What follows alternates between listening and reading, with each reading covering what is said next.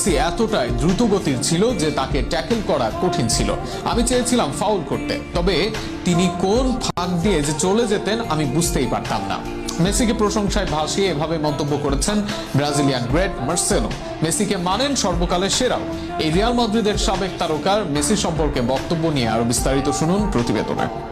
Lionel Messi এমন এক footballer যাকে একদিনের জন্য বাদ দিয়ে ফুটবলের আলোচনা করা কঠিন। তার সবচেয়ে বড় প্রতিদ্বন্দ্বীরাও তাকে মানেন গ্রেটেস্ট অফ অল টাইম হিসাবে। কেউ কেউ মুগ্ধ তাকে নিয়ে, আবার অনেকে তো বিরক্ত এই ভেবে যে একজন ফুটবলার এতটাই নিখুঁত কিভাবে হয়। আর সেই ক্যাটাগরিরই একজন ব্রাজিলের মাদ্রিদ কিংবদন্তি মার্সেলো। লিওনেল মেসিকে তিনি ব্যাখ্যা করেছেন অসাধারণ ভাব। মাদ্রিদের ইতিহাসের অন্যতম সেরা এই কিংবদন্তি নিজেই ছিলেন মাঠের অলরাউন্ডার। হ্যাটার্সবিহীন এই তারকার চোখে মেসি ছিলেন গতিসম্পন্ন, ধরাছোঁয়ার বাহিরের একজন। রিয়ালের সাবেক এই লেফট ব্যাক সম্প্রতি লা রেভিউলাতে দেওয়া সাক্ষাৎকারে বলেন, আমি তার অনেক প্রশংসা করি। সে একটা পাগল, সে অবিশ্বাস্য।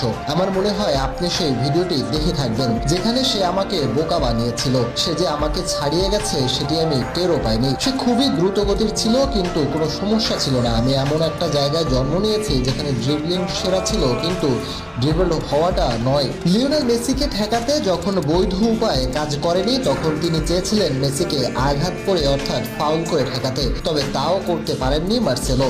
সে সম্পর্কে মার্সেলো যোগ করেন, কিন্তু মেসির সঙ্গে সমস্যাটা হচ্ছে আমি তাকে মারতে চেয়েছিলাম, কিন্তু আমি তার লাগাল পাইনি। রিয়াল মাদ্রিদে ক্রিস্টিয়ানো রোনালদোর সঙ্গে দারুণ বন্ধুত্ব ছিল মার্সেলোর, তাই স্বাভাবিকভাবে সর্বকালের সেরার প্রশ্নে রোনালদোর দাবির প্রশ্নটিও সামনে এলো।